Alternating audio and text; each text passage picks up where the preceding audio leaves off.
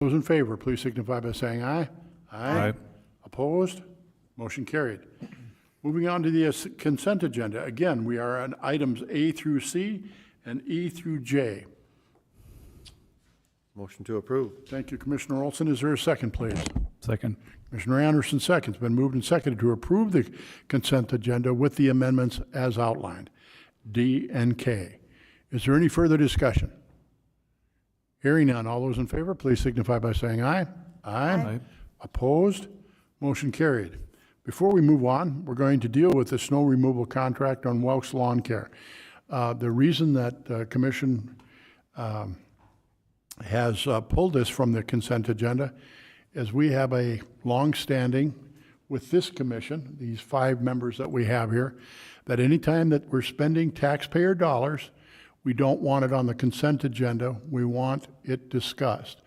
So there is great detail in the packet that was presented by Mr. Matt Andrick, Director of Public Works, outlining that there's a small increase per month of $100 in this contract. But we wanted to make sure that the public understands that when we're spending money, it will not be on the consent agenda. So, Commissioners, your thoughts on the contract? I'll make the motion to approve. Thank you, Commissioner Molson. Is there a second, please? Second. Commissioner Anderson seconds. Been moved and seconded to approve the snow removal contract with Welks Lawn Service for the lights as outlined in the packet. Is there any further discussion? Hearing none, all those in favor, please signify by saying aye. Aye. Opposed?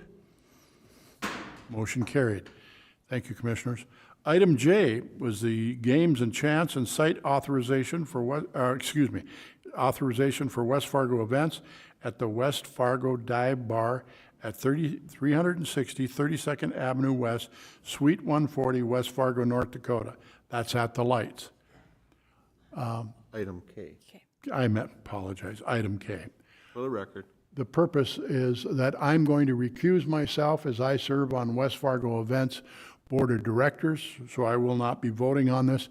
That's why it was removed. That's the only reason. I serve on the Board of Directors of West Fargo Events, and I'm recusing myself. So, Commissioners, your thoughts on this item?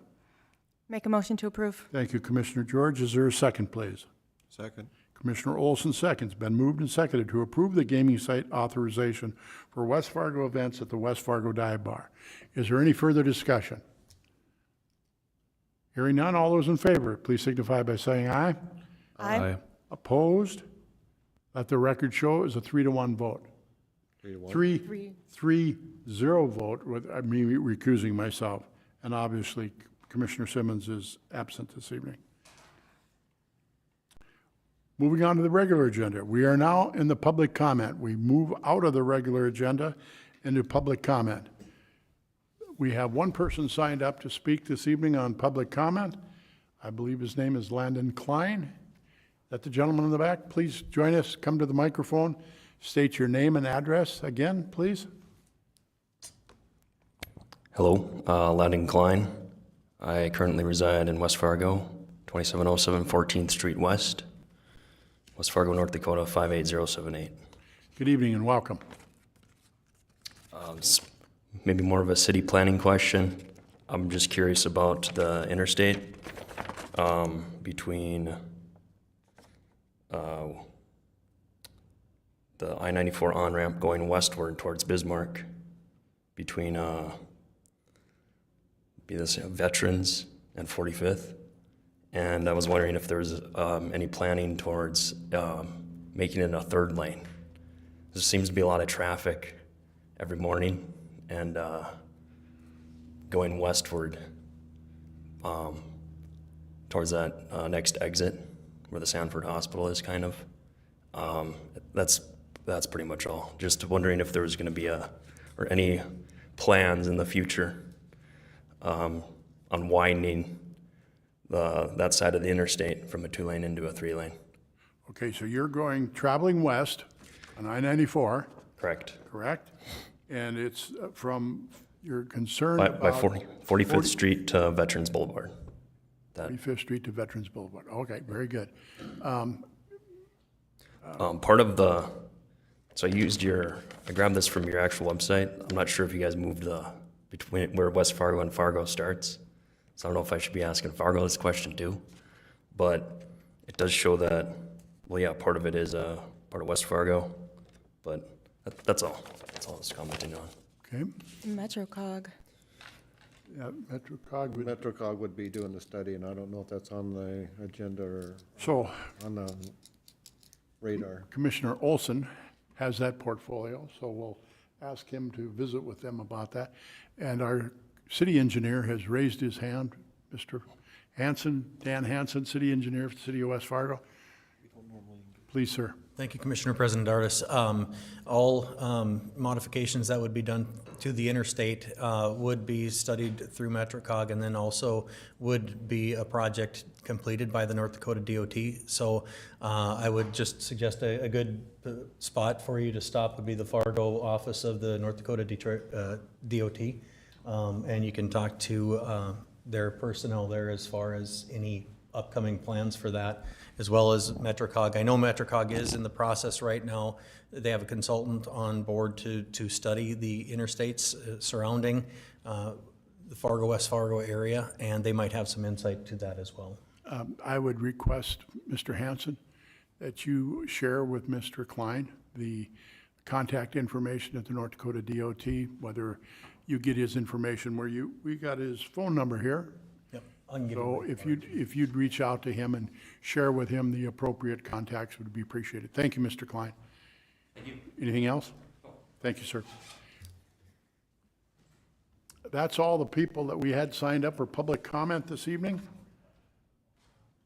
We'll move on to the regular agenda. Item number 2 is the child care facility grants.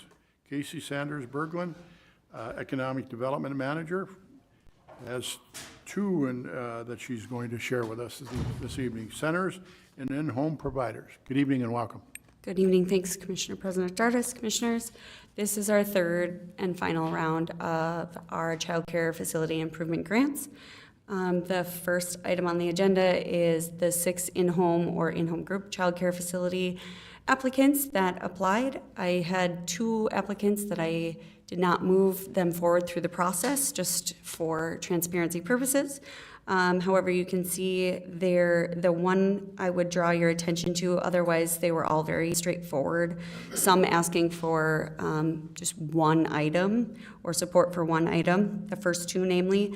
But the middle one here, it's the Gingerbread House Learning Center and second location. I would just draw your attention to that one, as I want to be clear that there are 2 locations, and per our grant guidelines, West Fargo, two locations in West Fargo for a group can have up to $10,000.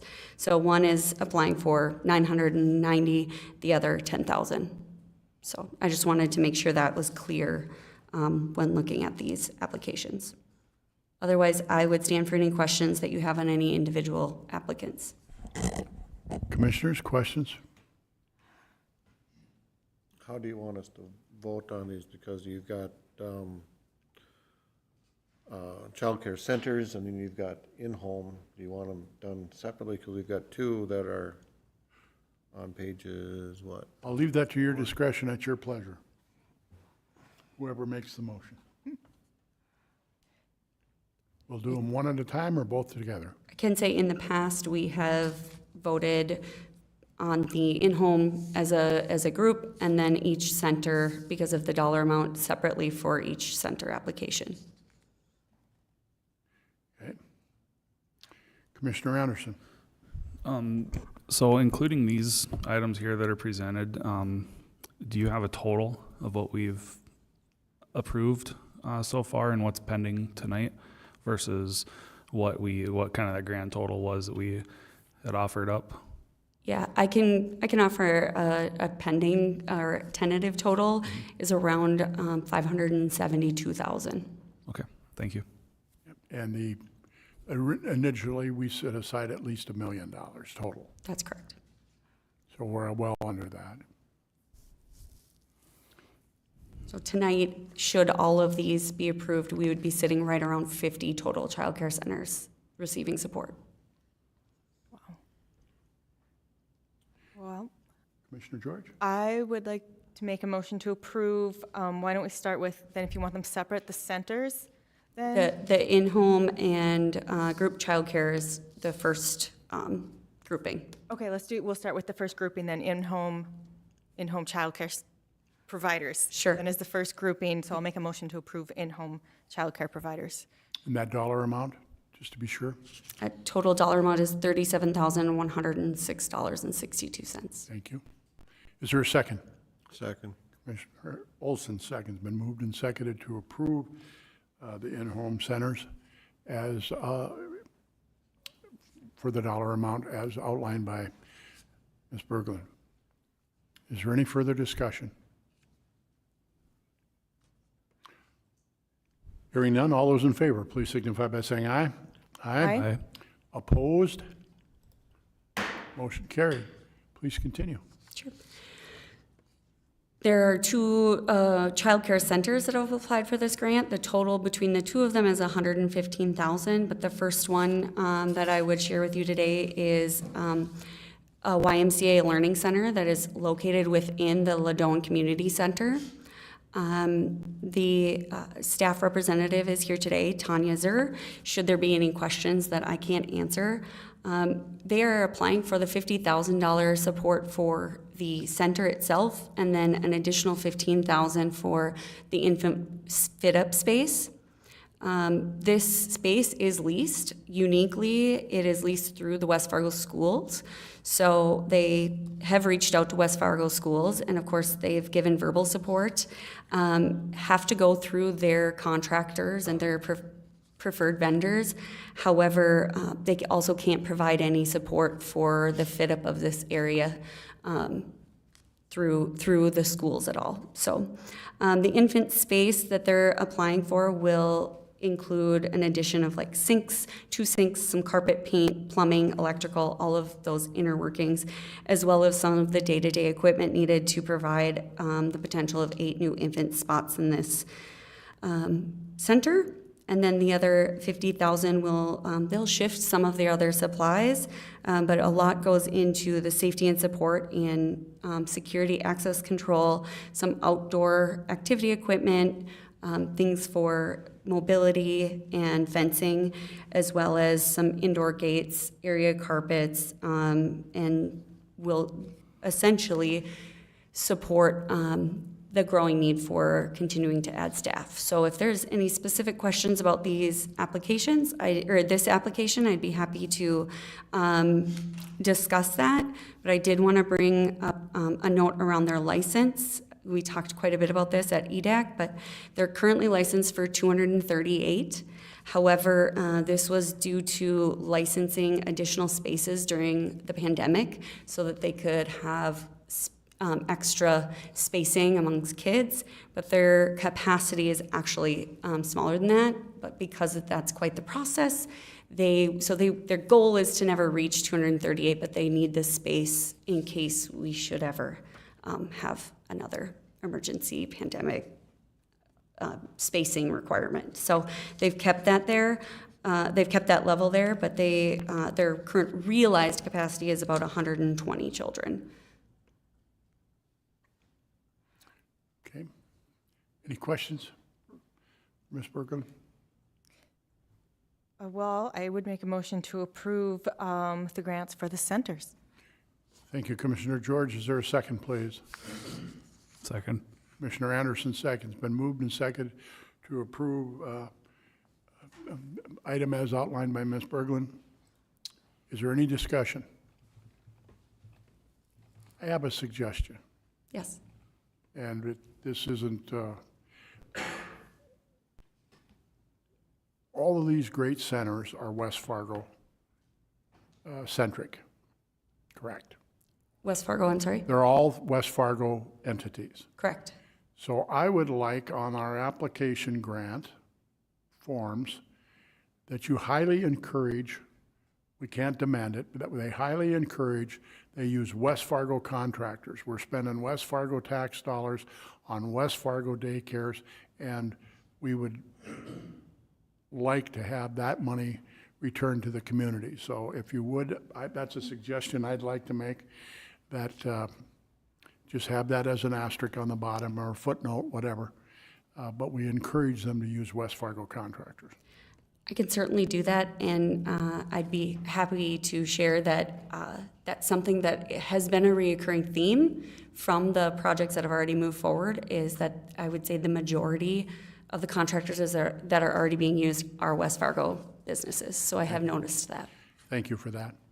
Again, we have a motion and a second on the floor to approve the request. Is there any further discussion? Hearing none, all those in favor, please signify by saying aye. Aye. Opposed? Motion carried. Thank you. Sure, so then I have just the last application here for Faith Kids. Sorry, separate motion preferably. It's Faith Kids at Oak Ridge. The applicant Heidi Tillman was unable to be here today, mainly because their concern the reason they're looking for support is their concern is staffing, and so her and her husband, who are the owners of this facility, are stepping in almost daily to support within the classrooms.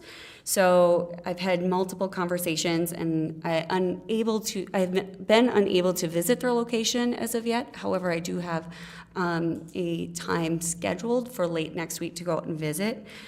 They've walked me through kind of the steps in which they plan to spend these dollars should this be approved, but I would say the majority is in their exterior hazard, food storage.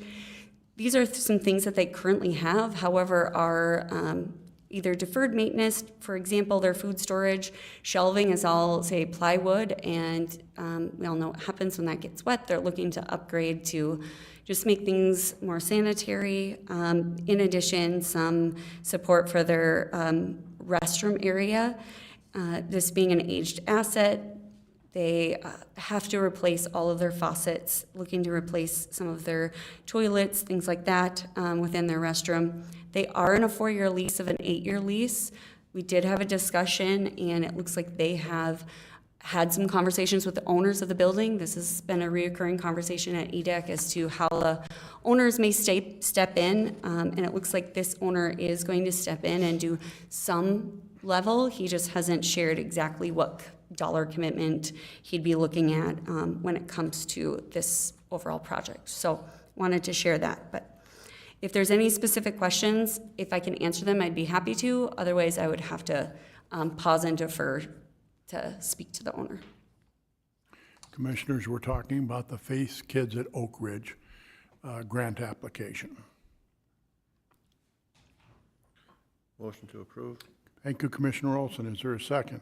Second. Commissioner George seconds. Been moved and seconded to approve the Faith Kids at Oak Ridge request for child care support. Is there any further discussion? All those in favor, please signify by saying aye. Aye. Aye. Opposed? Motion carried. Thank you. Item number 3 is District Number 1345, Sand Hills 6th Edition. We'll call on Mr. Dan Hansen, City Engineer for the City of West Fargo. The purpose of this discussion is to approve the amended engineer's report. Mr. Hansen, good evening and welcome. Thank you, Commissioner President Dardis and Commissioners. What's bringing forth to you is a revision of an amendment of the engineer's report. On July 10th, the Commission had originally approved the engineer's report for the Sand Hills 6th Edition improvements. I'll bring up on the screen just for reference the map showing the improvements. You can see at the end of 4th Avenue, they're basically creating this 30th Street Northwest and then 3rd Avenue Northwest to support the upcoming platted Sand Hills 6th and 7th editions. Since the time that I was in front of you with that engineer's report, at the request of the city, the developer has reached out and negotiated a lot of buyouts of single-family residential properties within this area. Now that the developer has either purchased or has a purchase agreement with these owners, they'd like to take advantage of having additional area that they can develop. And so in doing so, there's also been some stormwater modeling that has occurred. And this map basically shows what is enough pond to service the other areas, for example, the Hazer property, which is adjacent to their plat, and the Sandhills Archery Club owns this property right here. And so the pond that's in front of you right now is sized to actually provide stormwater retention for those. The developer has purchased and is in ownership of the lots that are adjacent to this pond. So they didn't want to amend the plat boundary at this point because that starts their platting process all over again. The intent of the project eventually when it gets constructed is that the pond would be designed for the project to include those lots and expand with that footprint. The benefit to this is that Lot 1 that I'm highlighting right here is able to be added as developable property. It's approximately 3 acres that they're going to be able to develop and have business there, and it's more developable property that it would be within the footprint of this. So this is a good thing, adding that additional area to be developed when you're taking a look at the overall cost of the project, because the road didn't change, the sanitary didn't change. There really isn't a lot of changes to the improvements that are being proposed, because we're just basically servicing another larger lot adjacent to this property. So adding that area to it basically dilutes the cost per square foot for the assessments that were originally in the original feasibility study. The revised feasibility study that I received from them showed a decrease in the cost per square foot for the assessable property. So for an example, the Hazer property, which does have a couple different parcels within this area where they were going to get assessed at X dollars per square foot, that has been reduced because we've been able to add that extra property. So this reduces the intended proposed special assessments to those adjacent properties that are not part of the petitioned properties, not part of the developer-owned properties that we spoke of. I have met with our Archery Club. I have met with the Hazers. They're very well aware of the project, of the specials that are incoming. It'll be at a future commission meeting, likely either the next, one of the next two. We would bring back an amended resolution of necessity, which would set the public protest hearing that would take place. I'm assuming that would take place in December. So there's still a public process that's going to occur with this, where they're going to have their opportunity to come and speak in front of the commission. So overall, this is a good thing. It adds more developable property. It decreases the special assessments from the people that didn't petition for it. And the intent of the developer is to come back with another plat, which would likely be Sandhills 8th edition, which they'd be able to plat some of the properties that they've acquired, bring those into the benefiting properties, and assume some of the special assessments from it. This benefit methodology map that I'm bringing up here also shows a couple changes where the blue line, which is actually everything within that blue line is what is intended to be special assessed per the feasibility study. And these are some of the properties, again, that they purchased that are in this area here that they would be able to assess and eventually develop as having benefit from this.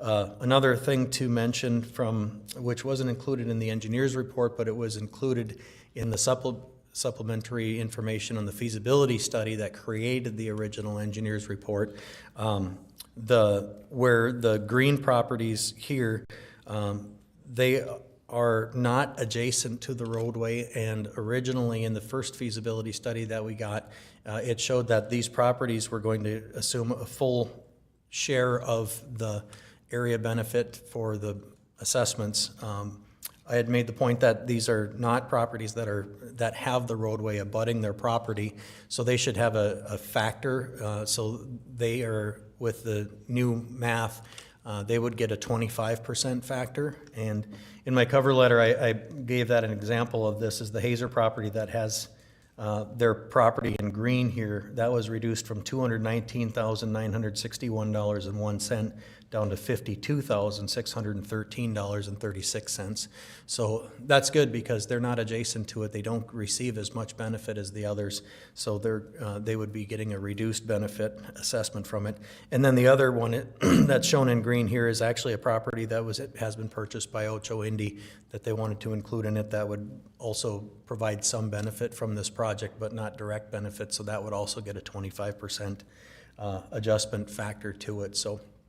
So again, I feel this is a good thing. It adds more developable property, eventually more tax base, and lowers the assessments of adjacent properties. But I did want to bring this forward as an amended engineer's report because there was an additional cost of about $110,000.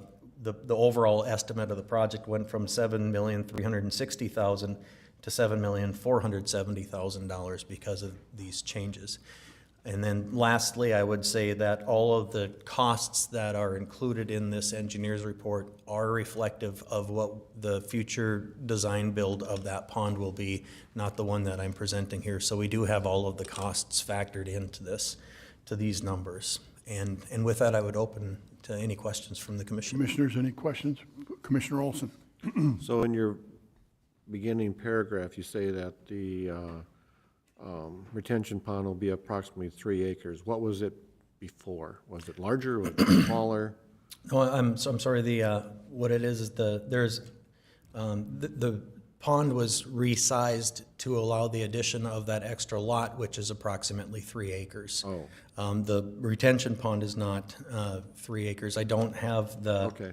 I don't have the footprint of these two lots right here. I misread that. Yeah, these two lots here, I don't have the footprint of them, but those would be city-owned stormwater ponds. But there will be 2 ponds, right, based on your map there? It's shown as that right now. When they come back, it's anticipated that we'll have that Sand Hills 8th plat that will come to us. That will basically close this gap, and this pond will expand to cover the entire footprint. Oh, And then that will provide, I believe, 85% impervious to be constructed over all of the Sand Hills 6th edition, Sand Hills 7th edition, as well as the Hazers property and the Sand Hills property, not the overall big property of the Sand Hills, but this property right here that's adjacent to our project. They would be covered by ponding. okay. Thank you. Additional questions? Mr. Hanson? Make motion to approve the amended report. Thank you, Commissioner Olson. Is there a second, please? Second. Commissioner Anderson seconds. Been moved and seconded to approve the District Number 1345 Sand Hills 6th Edition. Approve the amended engineer's report. Been moved and seconded. Is there any discussion? Additional discussion? All those in favor, please signify by saying aye. Aye. Opposed? Motion carried. Thank you, sir. Item number 4 is the proposed changes to the health care benefit package offered to the employees of West Fargo. Change the contribution rates and add an additional plan. We're going to call on our city administrator, Mr. Dustin Scott, as Ms. Gosevic is in training or at a seminar. Mr. Scott. Thank you, Commission President Dardis and Commissioners. Yes, I'm happy to step in for Sarah Gosevic here. She has done a terrific job in outlining a proposal relating to our healthcare benefit plan. You have the information in your packet. Just a brief summary. Soon after the 24 budget was approved, we were made aware that the healthcare increase, the rates that were increasing, were far less than what we had budgeted for. Sarah took that as an opportunity to work on a couple things relating to our healthcare plan. And as you see in her report that's in the packet, there's a couple things that she's proposing here, but this is on the basis that she's had numerous requests to add options within our healthcare benefits. And so you'll see in the recommendation 2 there, where we would add an additional $5,000 deductible plan. And along with recommendation 2, prior to that, there's recommendation number 1 here, where she has proposed a slight increase in the city's contributions to the single and the family plans. Again, it's a great opportunity. These changes would help us move a little closer to a more strategic overall compensation program, and certainly have a positive impact on not only employee retention, but also employee recruitment. So I guess with that, I'd answer any questions you have. And just to reiterate again, we are asking 2 things here: an increase in city contributions, as well as adding the additional high deductible plan. The options will be selected by the employee, so this is not one or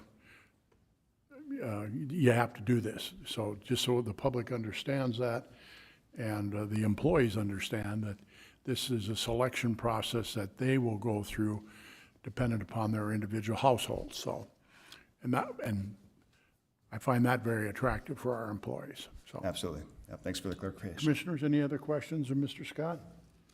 I know that he's met with all of us in detail, as did Ms. Gosevic, our HR director, so we've all been briefed on this very thoroughly.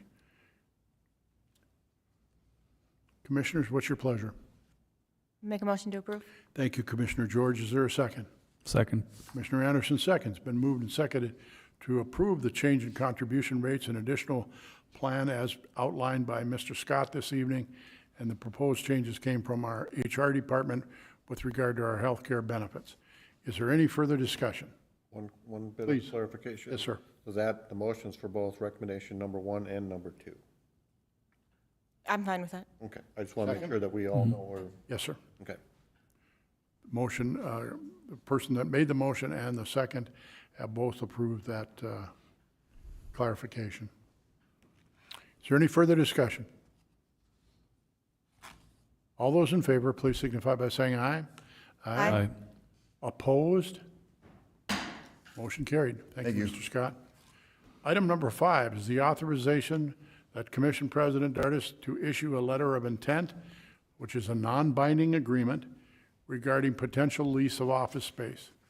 The purpose of the letter of intent is to the property owner that the city is going to have discussions with them. It's an existing facility that is unoccupied at this time, and the letter of intent is just the fact that we want transparency, that the public knows that we're having discussions. I want to commend the Exploratory Building Committee that's worked so very hard on this for a long time. Dustin Scott, Commissioner Olson, Chief of Police Nielsen, Margie Larson, who works in PD, Commissioner George, Nathan Skalski is our safety coordinator and HR, Mr. Nick Lee, our city assessor, RLE, a local West Fargo firm. They've had 2 individuals involved in that, and Wold Architects and Engineers.